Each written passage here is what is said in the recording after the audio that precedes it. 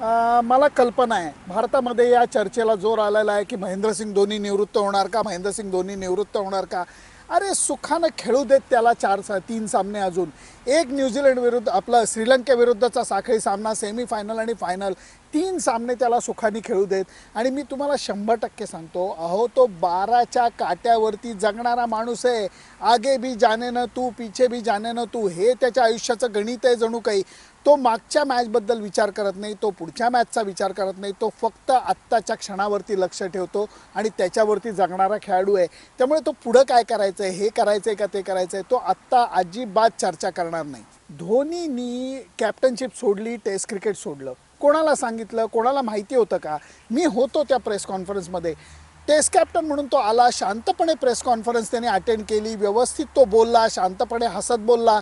आणि आम्ही जाऊन ती कॉपी लिहायला डेस्कवरती बसलो तेव्हा आम्हाला BCCIची मेल आली की यांनी टेस्ट क्रिकेट सोडलं आणि कॅप्टनशिप सोडलेली आहे. धक्का बसला आम्हाला सगळ्यांना. पण हाच धोनी आहे.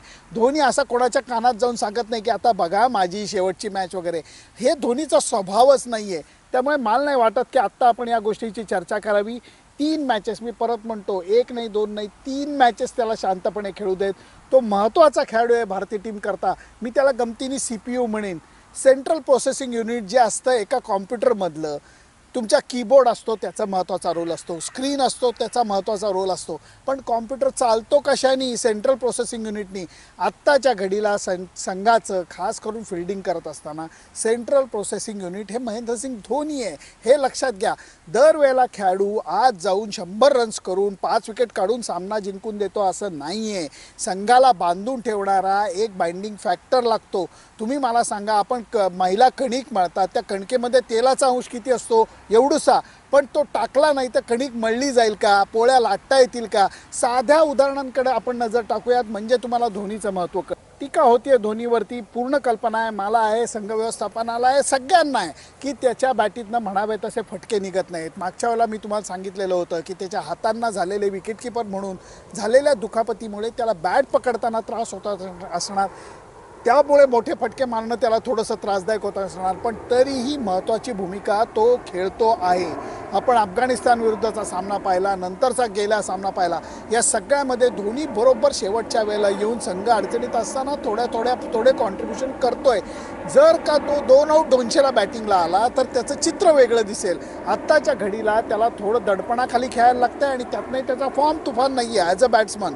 त्यामुळे तो थोडासा धडपडतोय. पण मला वाटतं या 3 मॅचमध्ये तो काही ना तरी एक धमाल धमाका करेल अशी माझी खात्री. फॅन्सची नाराजी, सोशल मीडियावरती बोलणं, ह्याच्याकडे धोनी एक कण लक्ष देत नाही. मी तुम्हाला एक गमतीदार उदाहरण देतो. 2011ची गोष्ट आहे, जेव्हा महेंद्रसिंग धोनी विश्वचषक विजेता कप्तान बनून पत्रकार परिषदेमध्ये आला. त्याला काय हिंदी चॅनलच्या पत्रकारांनी विचारलं, माही भाई रांची में आपके घर के सामने 10,000 लोग फूल लेके खड़े. तो म्हणला हाँ पता है, नेक्स्ट क्वेश्चन. तेव्हा तो म्हणला, माही भाई मैं आपको बोल रहा हूँ कि आपके घर के बाहर 10,000 लोग फूल लेके खड़े हैं. तो म्हणला इन्हीं के हाथों में 2007 में पत्थर थे.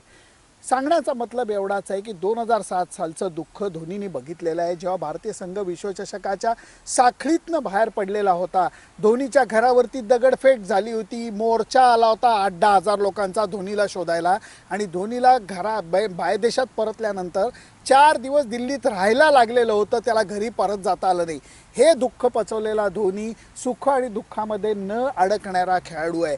2007 साली त्यांनी T20 वर्ल्ड कप जिंकला, जास्त शायनिंग केलेले. 11 साली त्यांनी मुख्य वर्ल्ड कप जिंकला, त्यांनी डायरेक्ट केस बांधून टाकले आणि देवाला प्रार्थना केली की मला आहे तसं ठेव, शांत ठेव. बघा हा धोनी आहे. म्हणून मी म्हणतोय, परत सांगतोय, मला सगळ्यांच्या अपेक्षा कळत आहेत, मला सगळ्यांच्या भावना कळत आहेत. पण धोनी वेगळा खेळाडू आहे. त्याला शांतपणे 3 मॅचेस खेळू.